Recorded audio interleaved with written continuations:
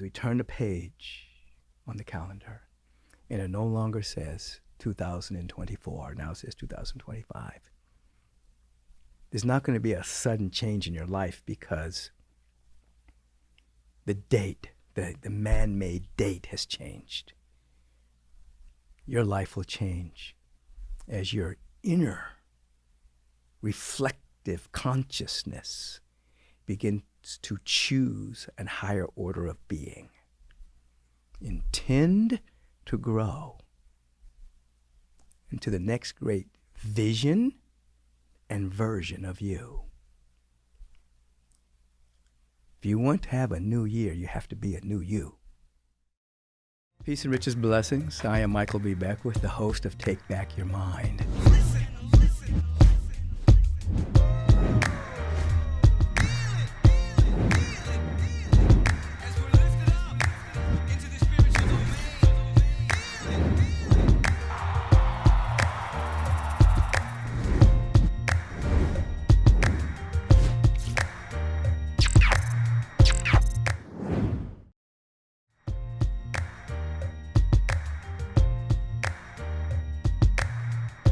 Peace and riches blessings, and welcome to our first show of 2025. So I would say Happy New Year, but we all know that Happy New Year is high tide for many people because people are doing New Year's resolutions and things of that particular nature. They're celebrating the possibility of a brand new year. I've said over the number of years, Happy New You.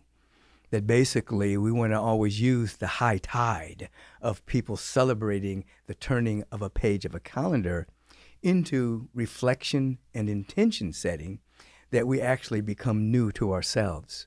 We're not going to have a new year without us being new individually and collectively. As I say, Happy New Year and Happy New You, we're allowing this particular show, which is a solo show with just myself, to basically have a kind of a moment of self-reflection, so how we can be new, without judging ourselves for past mistakes or things of that particular nature, but entering to this year with a deep sense of an inner curiosity, an inner reflection, an inner questioning, is how we can be made new.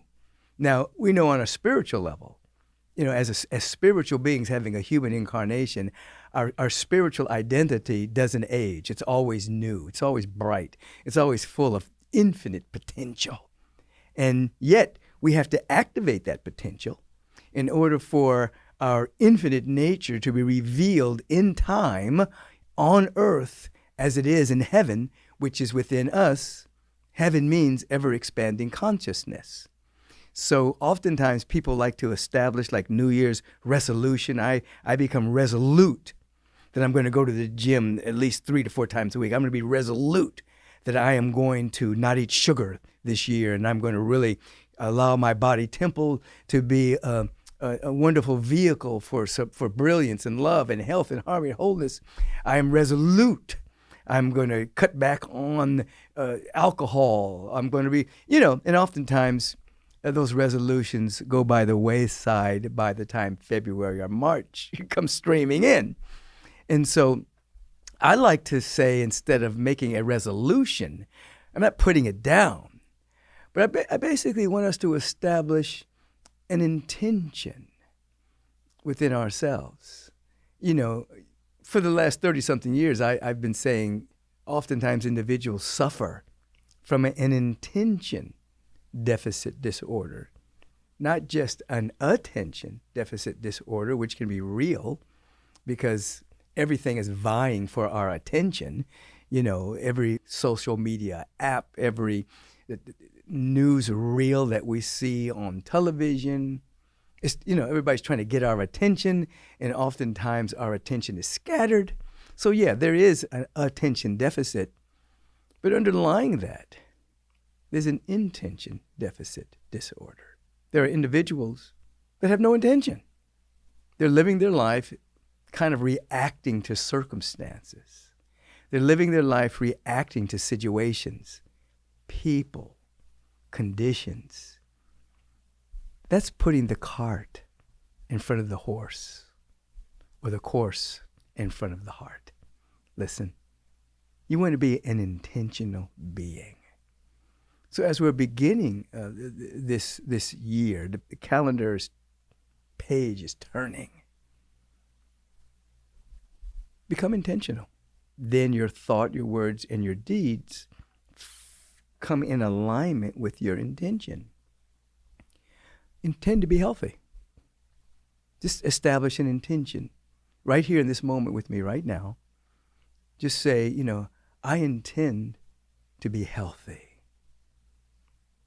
I am open and receptive to be guided into the steps for greater health. I'm available.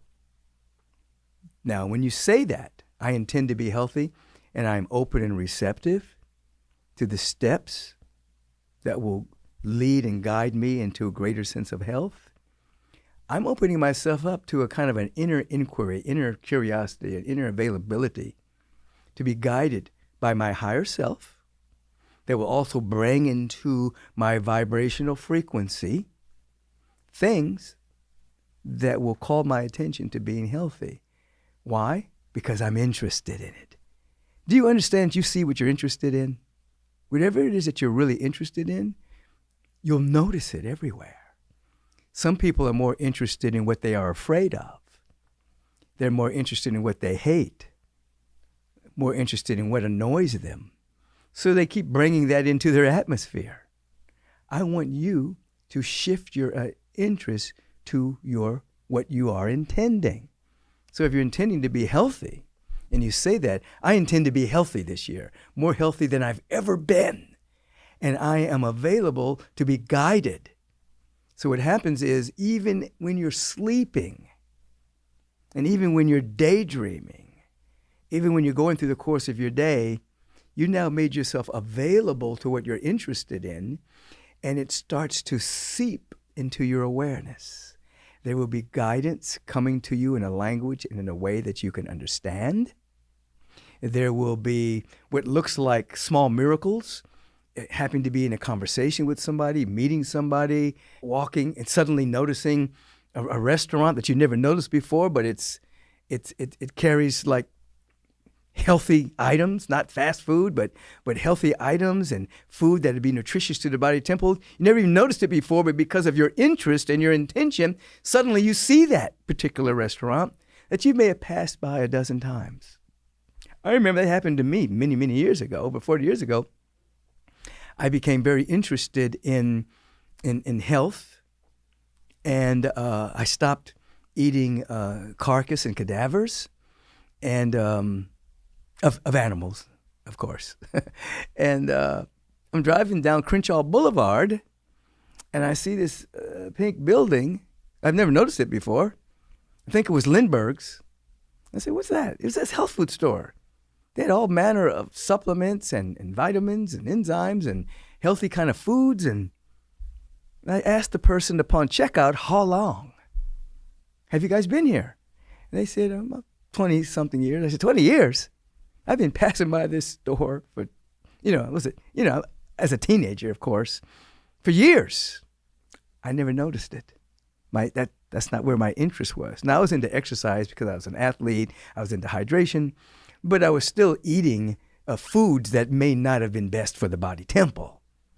But suddenly, these type of places, I saw them based on my interest. But they'd been there all the time, you see. And so when you establish an intention, your interest changes, and then you begin to notice things you've never noticed before. Say, this year, I intend to be extremely healthy. And then say, I'm opening myself up. I'm allowing, I'm available to new insights around health. Perhaps you'll start being more interested in podcasts and in audiobooks that carrying the frequency of health. Maybe instead of listening to music all the time, which is a good thing, music is cool, maybe you're turning your attention to podcasts that are bringing you new information about health. Maybe you're tuning into, the Model Health Show with Sean Stevenson. Maybe you're continuing to tune into Take Back Your Mind and some of my guests. But your interest will determine the filter of how you're filtering life, you see. And so we want to intend to be healthy. We want to intend to be prosperous. You might as well intend it. Just allow that to be a part of your interest. I didn't say material. I didn't talk about being materially minded, getting a bunch of stuff that's going to be in a landfill in just a couple of months after you get bored with it or it breaks or whatever. Prosperity is the consciousness of having exactly what you need when you need it, sometimes showing up before you think you need it, having all of your needs met. It's an inner feeling tone. And oftentimes, people are operating from a sense of lack and scarcity. Their attention is always on what they don't have. Their attention is always on lack and scarcity. And even when a blessing comes in, they kind of compare it to what they don't have. A financial blessing would come in and they'll be like, yeah, I just got this financial blessing. It came out of the blue. I didn't know I was going to get it. But it's not really that much. I really need more, And so where does their attention go? Lack, rather than I'm so grateful that this blessing came in, you see?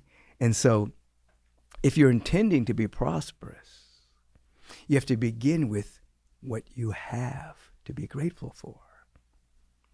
And then what did I just say earlier? Your interest, will determine where your energy flows. So if you're grateful for what you have, then your attention is on abundance rather than on lack. And what happens when you begin to be attentive and intentional around seeing abundance? You help create more abundance in your life.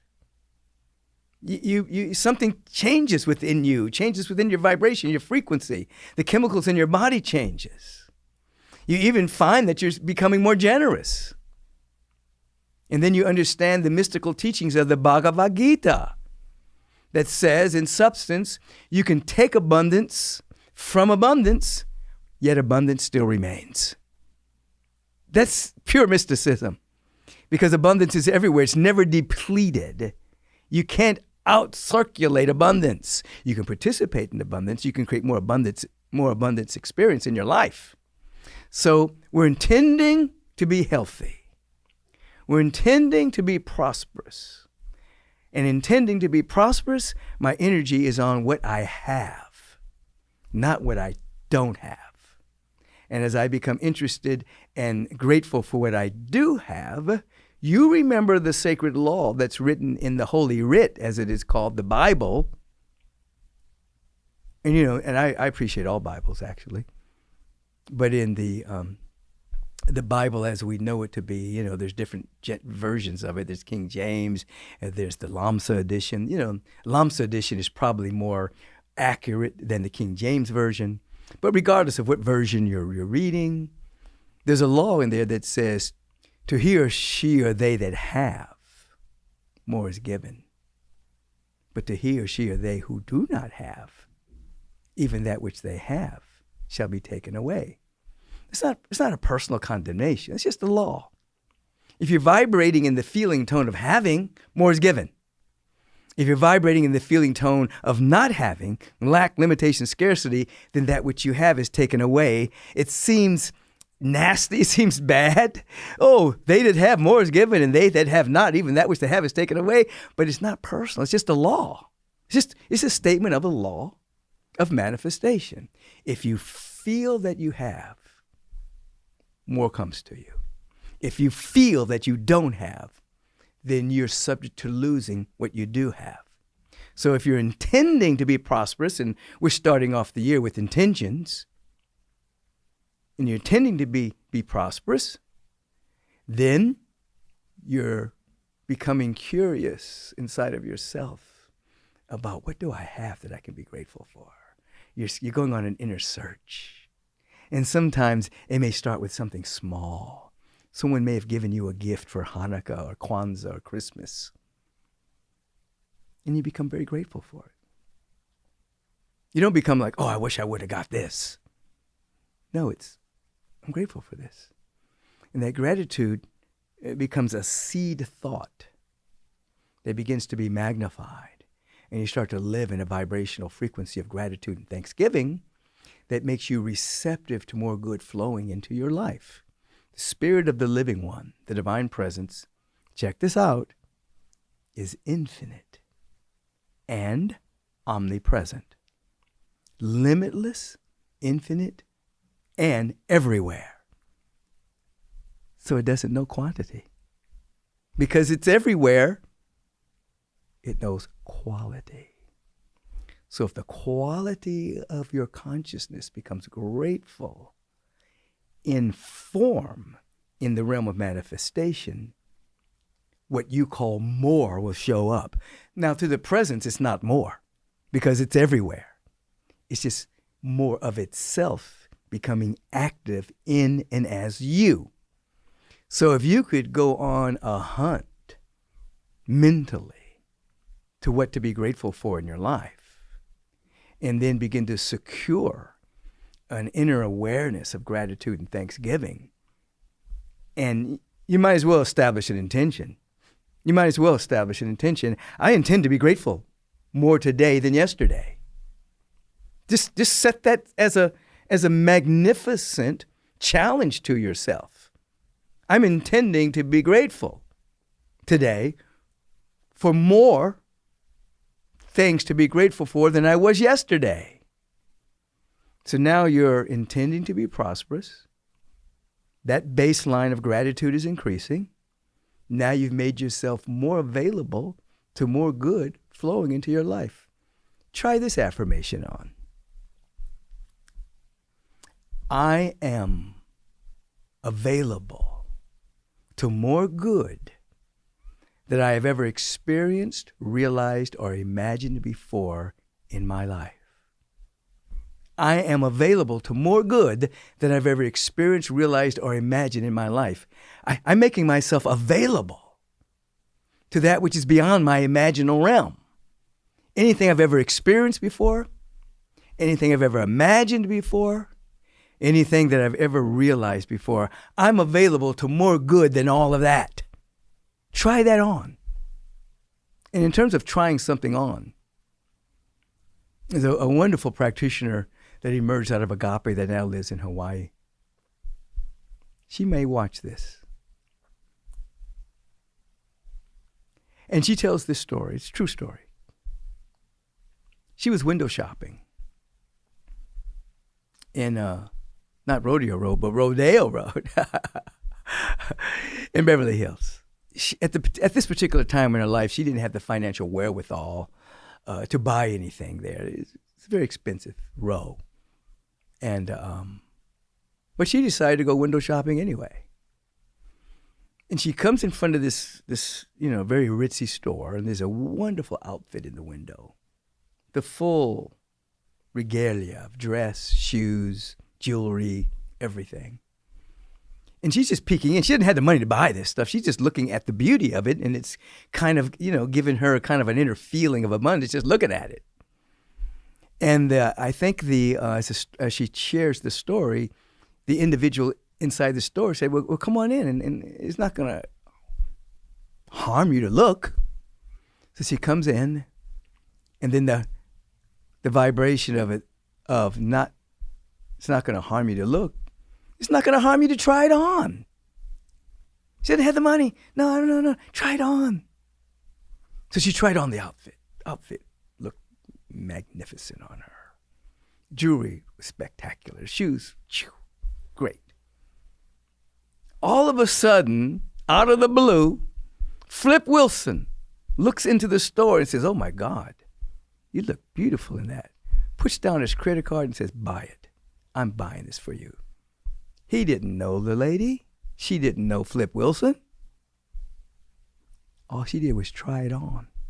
And she ended up with a full new outfit that cost her nothing other than peace and blessings to Brother Flip. So that was a number of years ago. Flip Wilson has now transcended.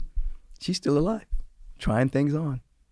trying new garments of gratitude and love and peace and joy and harmony. So when I say take on this affirmation, just try it on. Try on the frequency, try on that vibration. Just try it on. It's not going to harm you to come into a feeling tone of establishing an intention to be prosperous and then trying on that frequency with I'm available to more good than I've ever experienced, imagined, or realized before. Now, why do we say that? Because we are illimitable, unlimited beings. And oftentimes, we create our own ceiling for good. We will forget that we can live from an overflow. I have a book called Living from the Overflow. We forget that we can live from an overflow. There's no limit. We place limits upon ourselves. And again, I'm not talking gross materialism. There are individuals that are poor, they just happen to have a lot of money, that end up with gross materialism. I want 14 cars, I want 18 houses, and I want 216 new pairs of shoes, and things that they'll never ever be able to totally appreciate and experience because it's too much stuff. I'm not talking about gross materialism. I'm talking about abundance and prosperity of which you have everything that you need, and you're living from an overflow of all needs met. You see? So we're not talking just stuff. We're talking about that space within us where we feel abundance, because there are many poor people with money. In other words, people that have a lot of money but they're poor inside. They just keep buying a lot of stuff to try to fill in a gap within themselves called lack. Not you, not here, not now. You're intending to be prosperous. You're intending to live in the spirit of gratitude so that you do have your legitimate daily needs and more. Give us our needs, our daily needs and more, you see. So you notice we're not dealing with resolutions, because sometimes when you say, I'm going to make a New Year's resolution, sometimes there's an inner reaction from our subconscious mind. Your subconscious mind is your personal law of life. They are the conscious and subconscious beliefs that are determining your destiny. And you may have a subconscious belief about lack, or about disconnection, or an inner emotion of not being worthy. And then you make this bold resolution, and then your inner belief reacts to that and fights against it, you see. So when we establish an intention, it doesn't fire up the unconscious beliefs of lack, limitation, self-loathing, lack of self-worth. We're intending to be healthy. We're intending to be prosperous.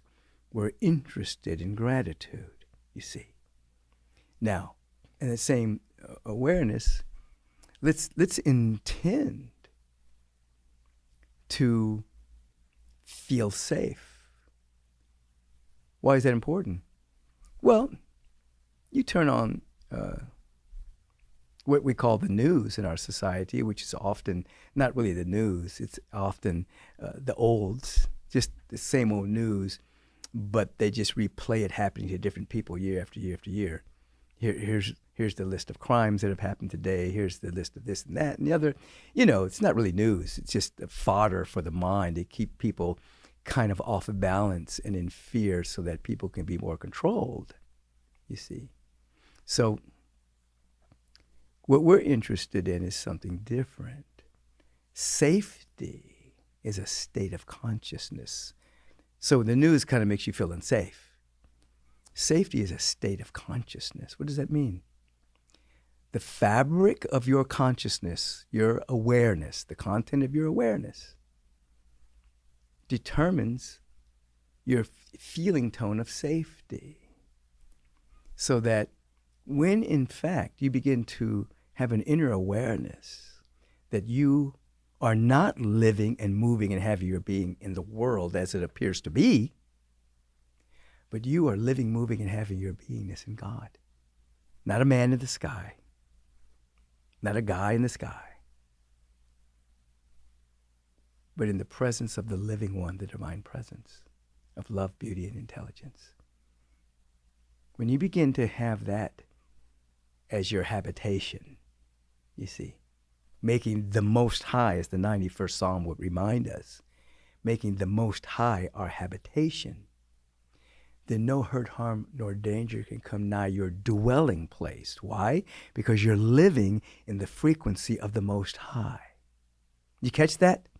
That's why individuals have used the 91st Psalm for hundreds of years, not simply because of the words of the 91st Psalm, but millions and millions and millions of people have decoded it and are living at a higher frequency. So you actually, when you're reading that, you're coming into a higher frequency of the Most High. The Most High is the living one, the presence. My habitation is in the Most High. So what happens is you begin to live in this safety zone in your own awareness. So then what happens? You're able to be in this world that is fraught with all manner of things going on the planet. There are car accidents, there are robberies, there's police brutality sometimes, there's wars and rumors of wars, there's the up and down of economic cycles, there's the transition of different presidents, Democratic, Republican, there's all kinds of things going on in the world, but it doesn't come near your dwelling place because you're living in the secret place of the Most High. That's why we meditate. We live in a different place. Yes, we're not blind to politics. We're not blind to polarization. We're not blind, but it's not where we live. Where are we living? In the secret place of the Most High. I'm telling you, as you come to a fundamental understanding of gratitude, pulling your attention away from the world, it will alter your mood. Because inside your subjectivity, your subjective mind, your inner beliefs begin to change. And the world is just not going to put you in a bad mood. You know what? When you allow things out there to put you in a bad mood, you are giving up your power. Well, she put me in a bad mood. He didn't respond to me the way I wanted him to respond to me, and that put me in a bad mood. Would you cut that nonsense out? And stop giving all of that kind of stuff power? You determine your own mood. Yeah, of course, it could be clouded with previously held beliefs and unhealed woundedness and triggers that are there from your past. Yes. But when you begin, as the podcast would indicate, open your heart to the great presence, take back your mind, you're not going to allow anything out there just determine your mood. Why would you do such a thing? Why would you just say, well, she put me in a bad mood? Just say, I didn't like what she said. But that particular thing is not going to steal my joy. Why? Because my joy is being broadcast from within me. It's not coming from the world. It's being broadcast to the world. Because the world isn't giving it to me, the world can't take it away. Because people aren't giving it to me, people can't take it away. Oh, now you become strong. You become vibrant. You become resilient. There's an energy of rejuvenation, not coming from the world, but coming from you. So as we begin what we call a new year, we're intending to be healthy.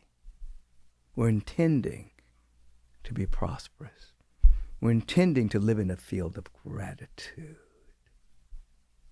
We're intending to feel a deep sense of safety by living in the safety zone.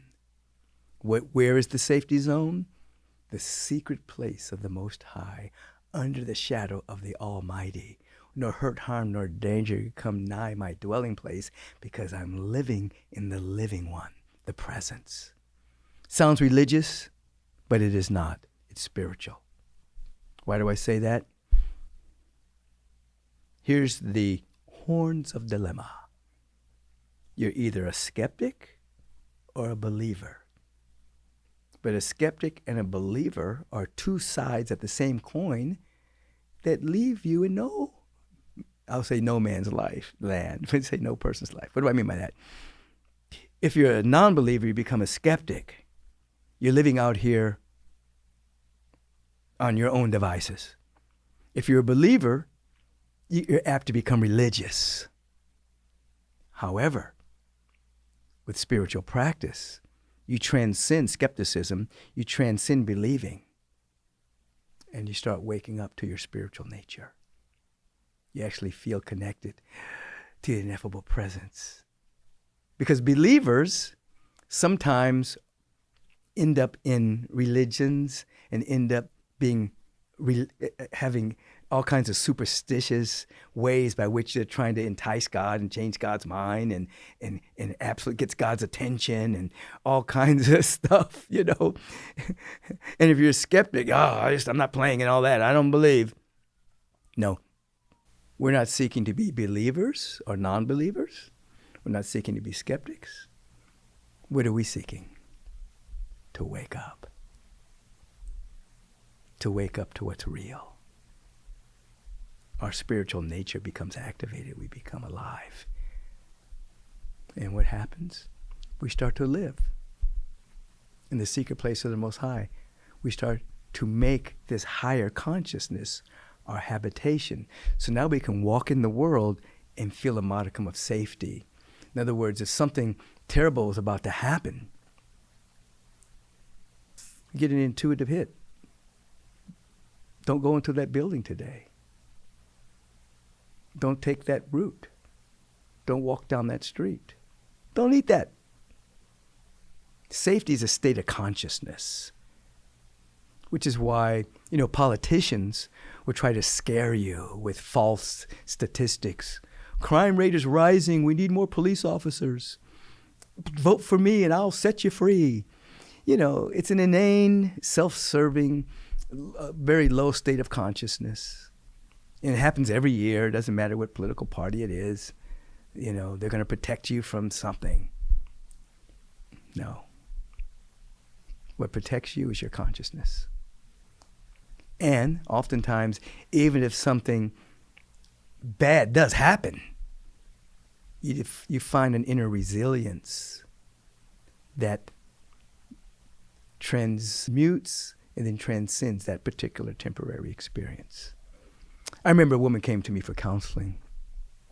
She was in a parking lot and a man came and tried to abduct her and possibly rape her. She fought and she got away.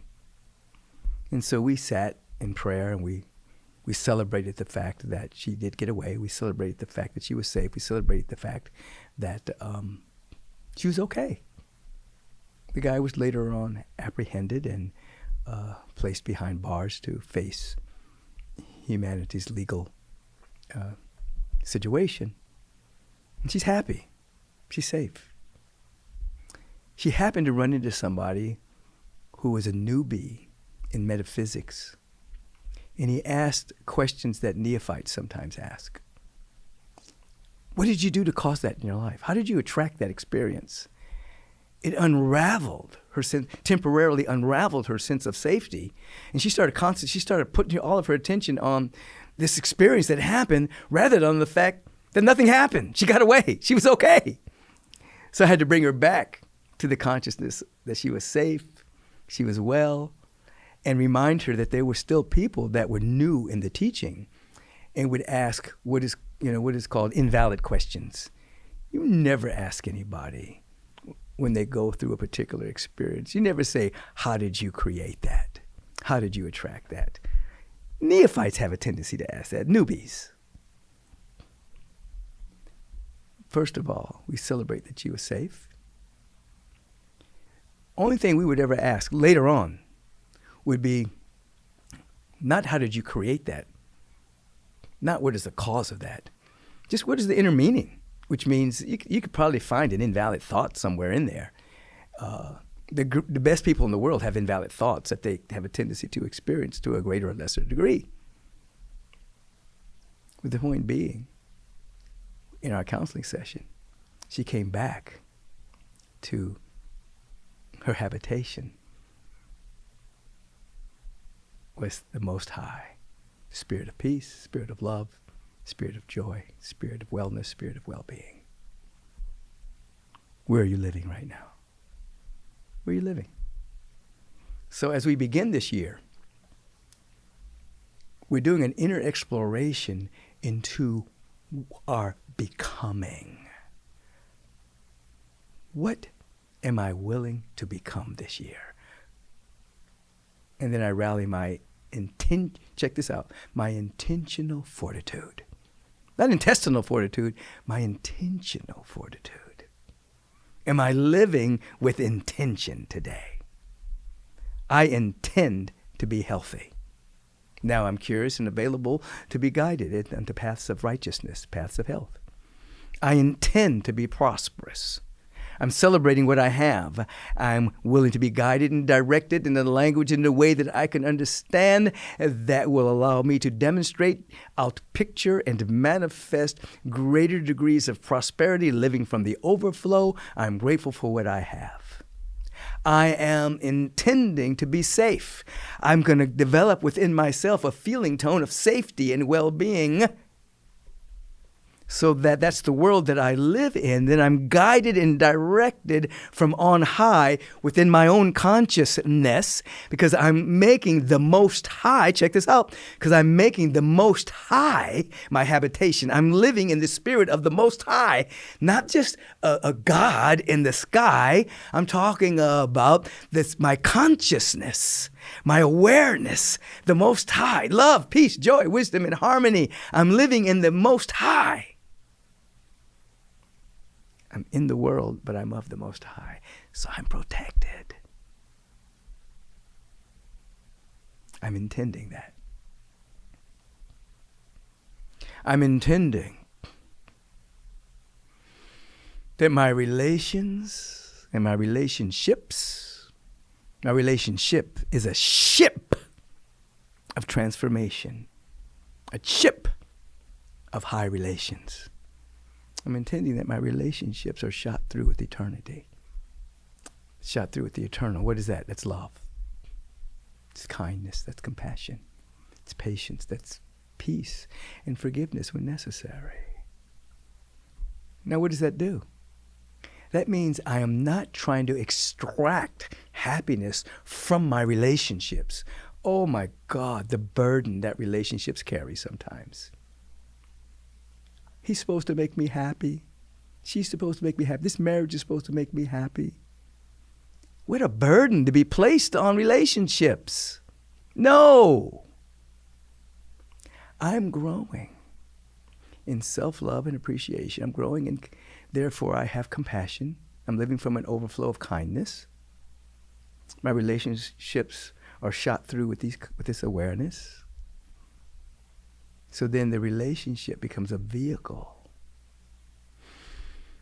of communion, of intimacy, of love, patience. But I'm not to extract my happiness from it. Because when you're thinking that your relationship is going to make you happy, you unconsciously and unwittingly become an inner stalker. You're going to stalk people to make you happy, or you're going to manipulate, or you're going to demand, or you're going to make ultimatums. If you don't do this to make me happy, I'll find somebody who will. Or you'll find ways to seduce or intimidate or provoke people to get them to do what you think they need to do to make you happy. That's not a relationship. That's a manipulationship. That's a seductionship, an intimidationship, a provocationship. Relationship is something different. You're relating to each other. However, it's not two halves making a whole. It's individuals that are securing and activating and coming into communion with their own innate wholeness. And then when two wholes come together, there's a celebration, there's a recognition, there's a communion, there's a loving. The jealousy and envy dissolve.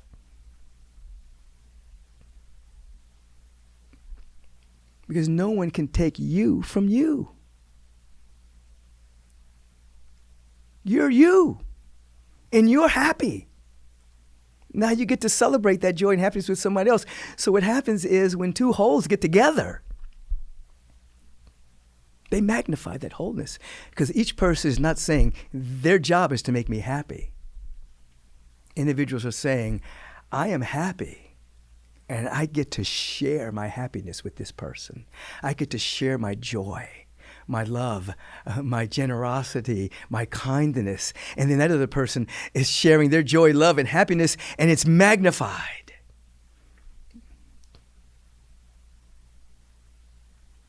Even though we may have a spiritual practice of, you know what? That person's joy, whether it's a family member, a friendship, a soulmate, a lover, an intimate, a wife, a husband, whatever, their happiness may be as important to you as your own. That's a wonderful practice. But you're not sitting around waiting for them to make you happy. You can pay a clown to do that. Make me laugh. Let me go see a comedian. No.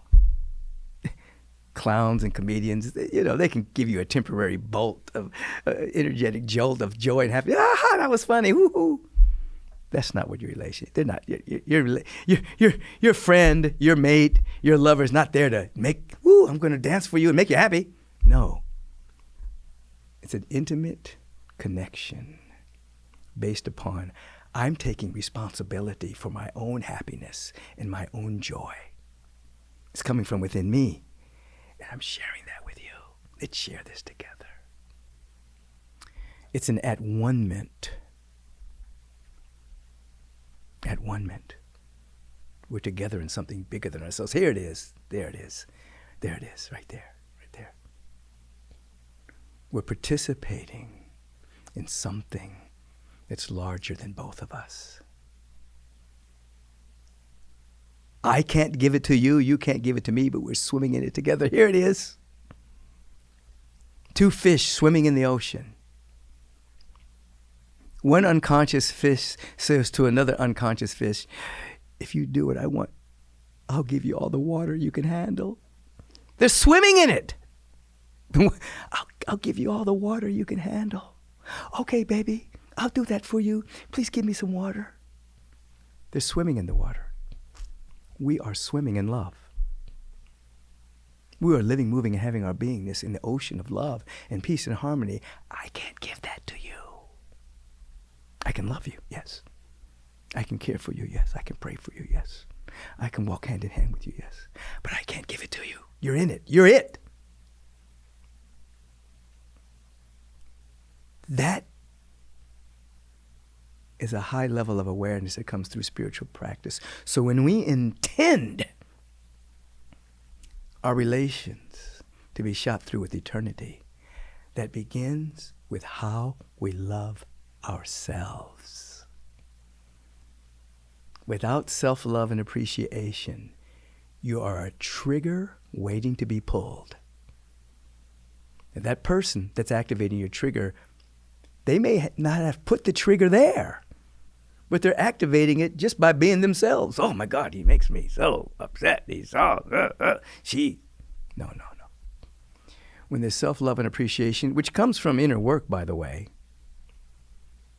you discover that people can't just push your buttons, pull your triggers.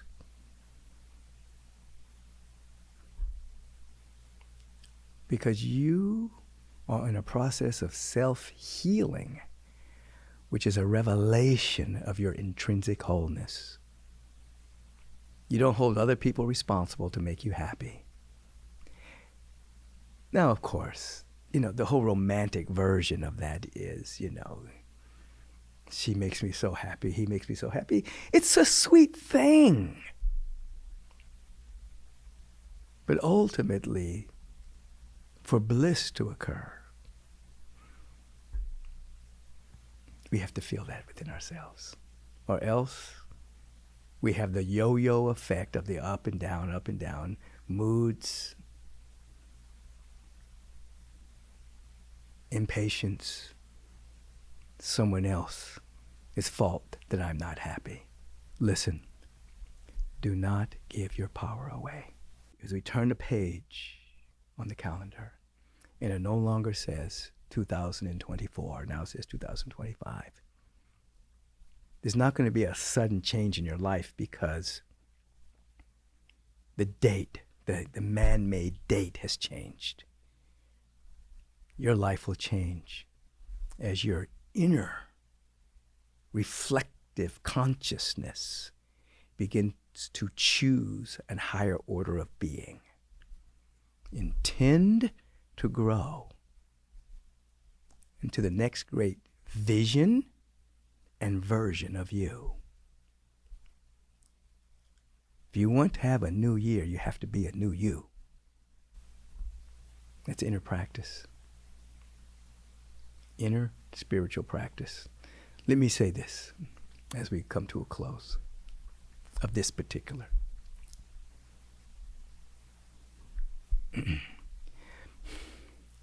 You can be loaded up with great spiritual information. You can be reading all the best books. You can be listening to the best podcast. Right now you're listening to Michael B. Beckwith. You can go to the greatest seminars on the planet. But if there's not a modicum of some level of practice of what you hear, the information you get, if you're not practicing it, then stagnation and spiritual constipation will develop. Meaning you get all this information in, but it's not being synthesized. It's not being broken down into real nutritional bites and then embodied. You just have a bunch of information. And so what happens is you become a filing cabinet of a lot of information. There's information that informs, and then there's information that transforms. It becomes transformational information when there's practice. So when you intend to be healthy, intend to be prosperous, intend to be more grateful, intend to embrace the next great vision of yourself, intend that your relationships carry the feeling tone of love and harmony and joy. And that becomes an intention, and then you become curious enough to be available and receptive to the inner guidance that's going to come, and you put something into practice every single day. So you know what you do? You think about everything I've said, and you ask yourself, how can I put one thing that he said into practice today? Maybe I'm going to practice forgiveness. Maybe I'm going to practice feeling that all of my needs are met every hour on the hour for the next 7 days. Maybe I'm going to practice as I'm embracing the next great vision and version of myself this year, that when I go to sleep at night, I'm going to catch a feeling tone and an inner vision of a life that I want to live. I'm going to go to sleep with that. And then when I wake up in the morning, I'm going to catch that feeling of all of my needs are met. And I'm going to catch the feeling of an inner vision of the life I want to live. I'm going to do that on a regular basis. I'm going to practice on a regular basis until that becomes my new law. Or perhaps before I walk out the door, before I take a step out of the door, I'm going to stop. God, I feel so safe and secure. I feel so safe and secure. And then walk outside in the secret place of the Most High, in the habitation of the Most High, and then walk into the world. A little bit of practice goes a long way. And then what happens is you don't get constipated with a lot of information. It becomes synthesized. Just that if you eat a lot of food, but you're not digesting it, you're not extracting the nutrients out of it, because maybe you're under stress or you're eating a lot of fast foods that don't have a lot of nutritional value, or you're not allowing the body to digest what you are eating because you're just eating so much. But you stop, you masticate. I said masticate. You start chewing your food, swallowing, taking a little breath before you take the next bite. It starts to break it down. Your digestive juices start to break it down. You're taking time.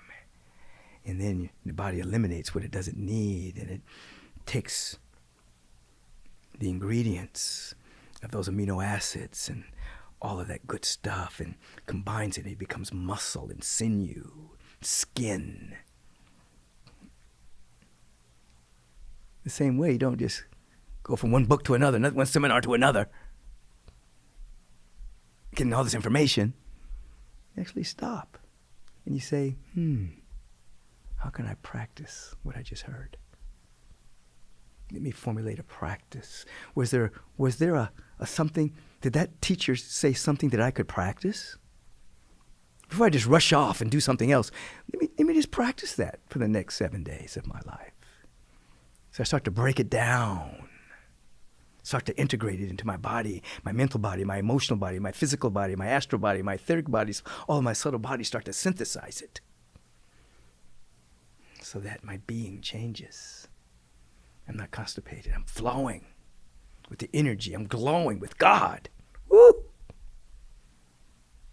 Are you willing to be transformed by the renewing of your mind and not being conformed to the world of people's opinions and points of view, even your own previous points of view and opinions you may have had? Are you willing to not be conformed to the world, but to be transformed by the continual renewing of your mind? Then you'll be a flowing river, not a dank swamp.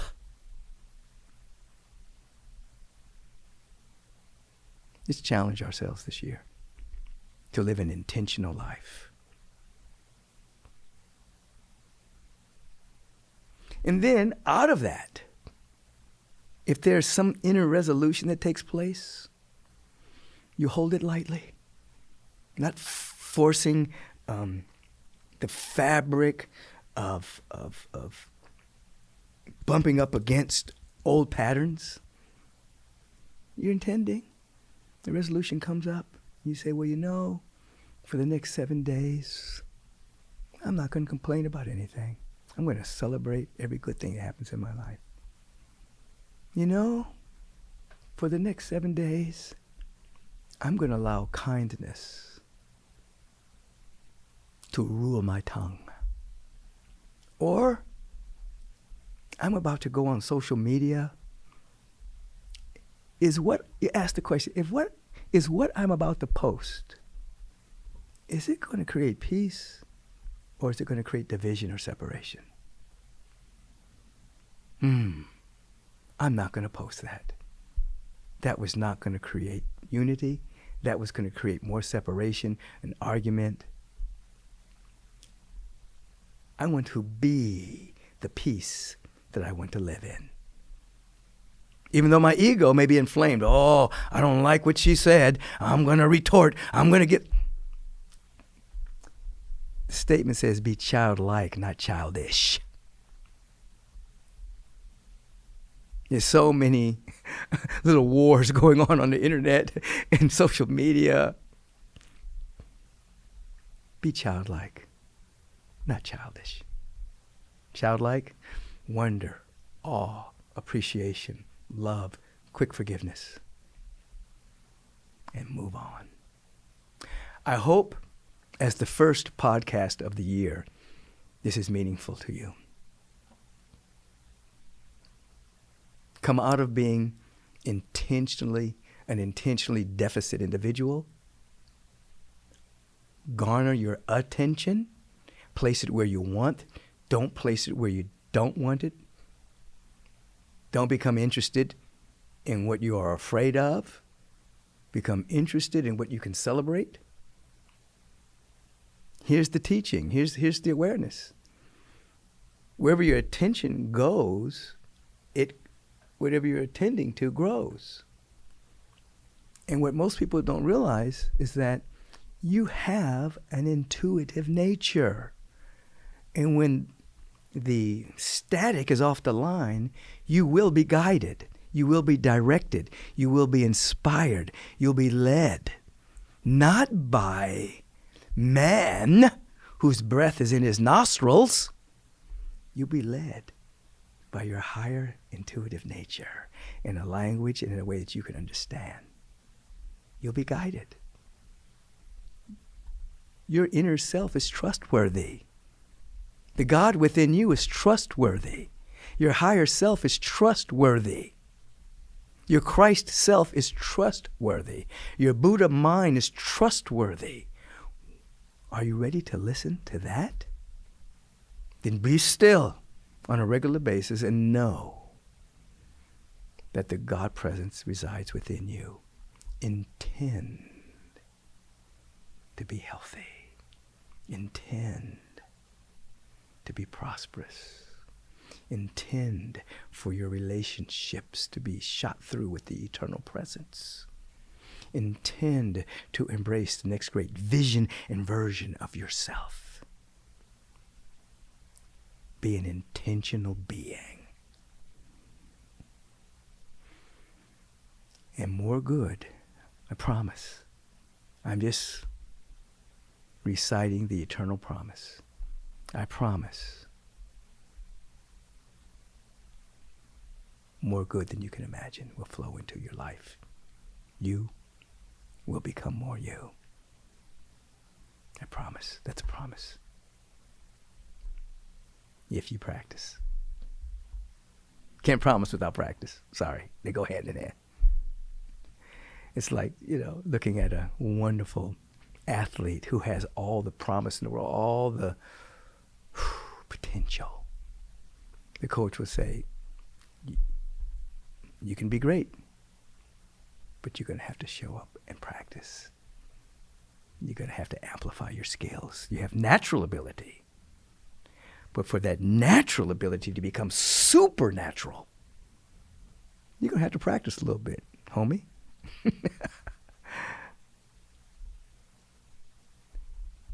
The statement used to be, practice makes perfect. No.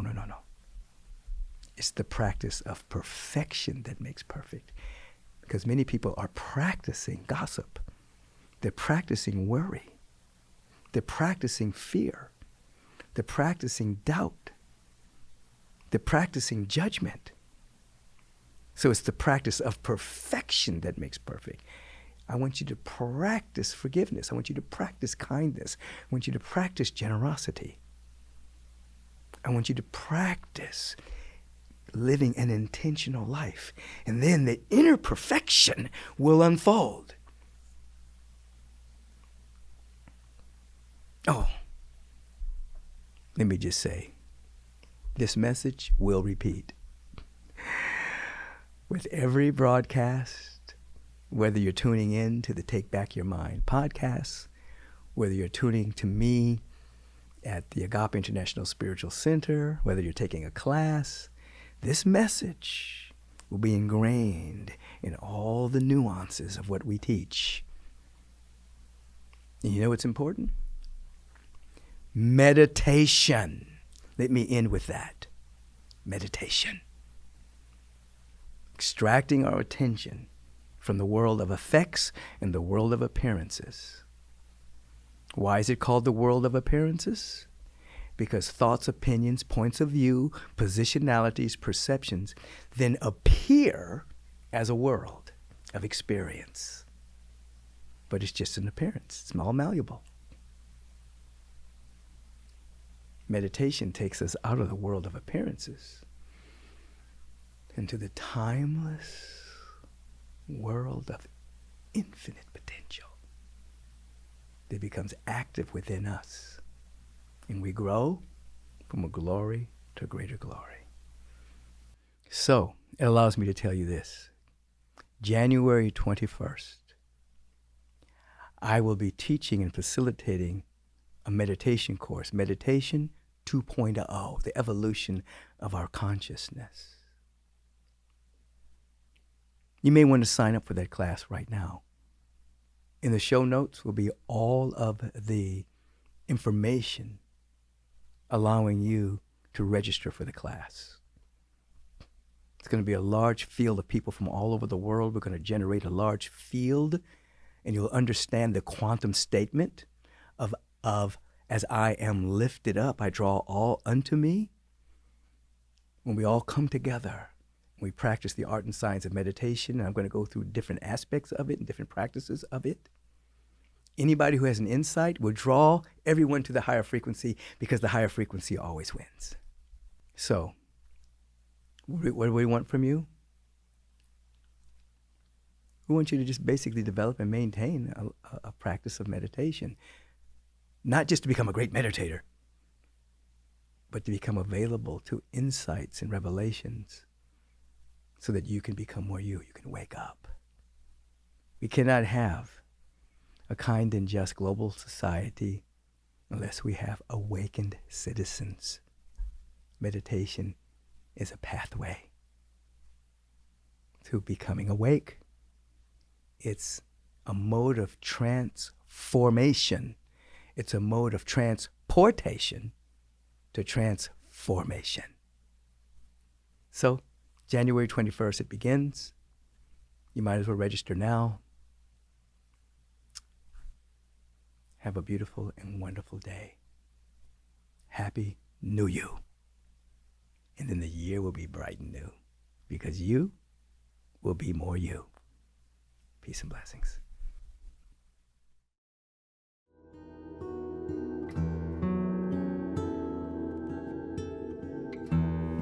Dynamic blessings. Obviously, this is the portion of our podcast, Open Your Heart, Take Back Your Mind, in which we go into a level of practice which, you know, for me is extremely important.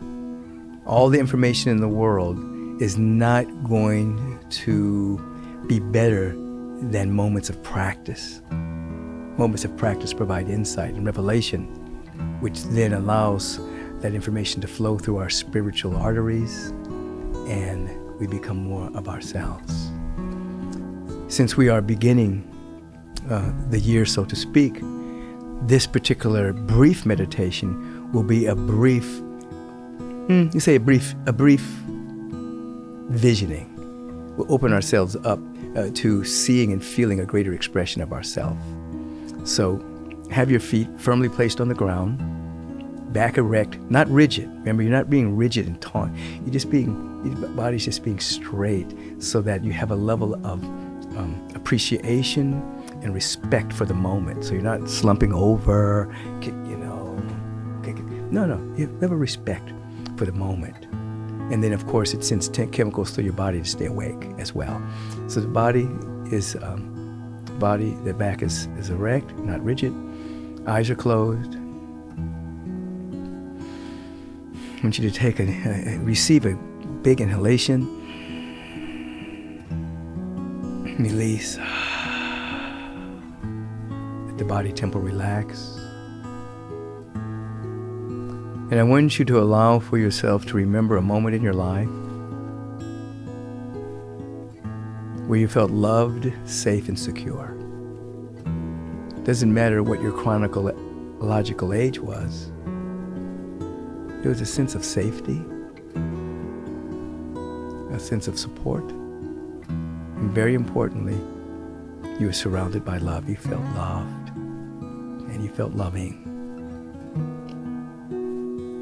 Every breath that you take, this field of love, support, and safety magnifies itself. Now, as I say so often, if you can't find a memory that matches that, you imagine what it feels like. What would it feel like if you felt totally loved, supported, safe?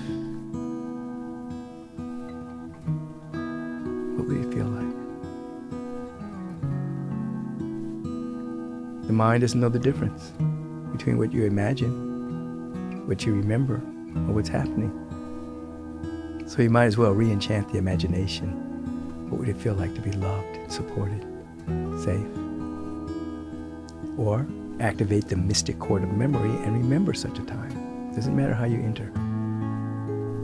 And now with every breath, the feeling tone of love. Now from this feeling tone of love, ask this question. What is the spiritual idea of myself that's trying to emerge? Remember, there is a perfect idea of ourselves. Just as there is an avocado tree within an avocado seed, there is a perfect idea of us, held in the heart-mind of the infinite. What is that idea? What is the vision for my life? Or we ask this. What is it within me that's trying to emerge right now? What gift is trying to emerge? What new quality is trying to come forward? However you ask the question, it's okay. For in this meditation moment, as we're beginning this year, we're opening ourselves up to asking an empowering question that the universe is living to answer. What is the spiritual vision of my life that's trying to emerge? What is seeking to emerge as my life now? What is God's idea of itself as my life? Oh, be receptive. Be available. Listen with your awareness. See with your awareness. Now.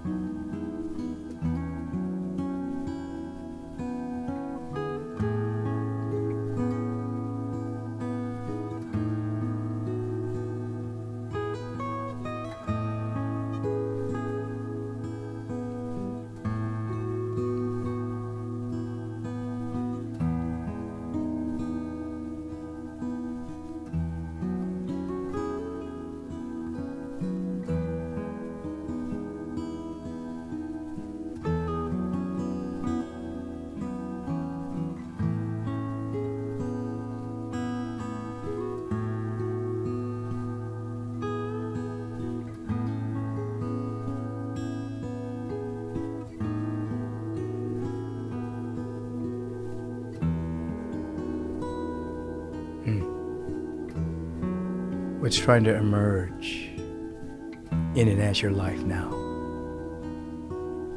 Feel it, see it, sense it.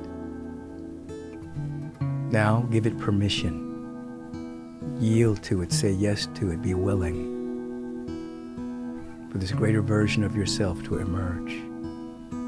Say with me right now, I'm willing to be the next great vision and version of myself. I'm willing to be the next great vision and version of me. I'm yielding to the perfect idea of me.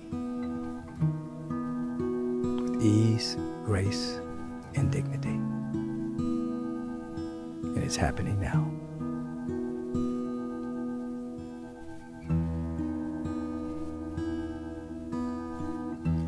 Feel it in my bones and give thanks for the perfect unfoldment of my life. And so it is.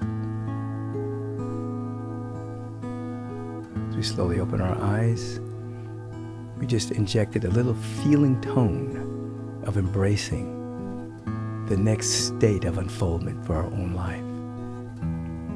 That's what you've done. Now go forth and multiply that consciousness with great intention. Peace and blessings.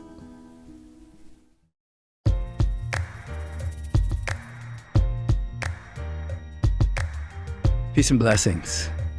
I truly hope that you are enjoying Take Back Your Mind podcast.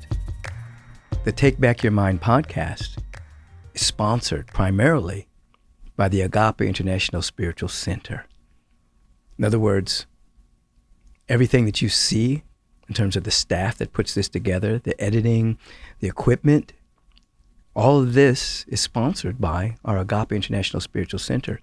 So if you are enjoying the podcast, I'm inviting you to support the sponsor.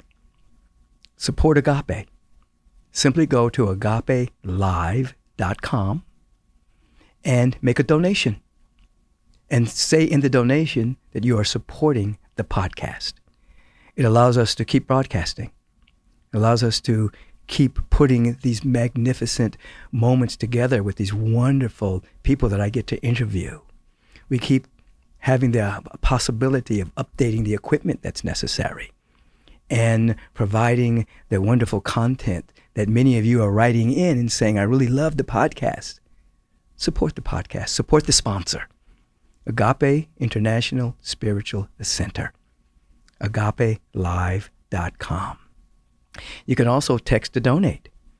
You can text the word GIVE to 424-321-6243 and put podcast so that we know that you're really supporting this wonderful podcast. Our secondary sponsor is AdaptoZen, AdaptoZen. This is my superfood greens. It's nutritionally dense because I teach spirit, mind, and body. We want our body temples to be healthy. So one of the products is my superfood greens. You can go to NutriRise.com. Those three little lines you see, you hit those three little lines and you'll see AdaptoZen. There's two products, my superfood greens and a product called Elevate, which are organic mushrooms for your health. You can put both in your smoothies so that you have main ingredients for the health of your body temple. These are our sponsors. Primary sponsor, Agape International Spiritual Center. Secondary sponsor, AdaptoZen. I want you to be healthy. I want you to be wise. Circulate and share. Peace and blessings. Your time is very valuable, so I want to thank you for lending us your ear and participating in taking back your mind. If you want to submit a question for the question of the week, please submit it to podcast@michaelbeckwith.com. If you've enjoyed what you've heard today, please submit a review and let us know your thoughts. Stay on top of current episodes by subscribing to the podcast so that you'll receive alerts and not miss one single episode. And feel free to share this podcast with all of your friends and family. And until we meet again, take back your mind and you will take back your life. Peace and blessings.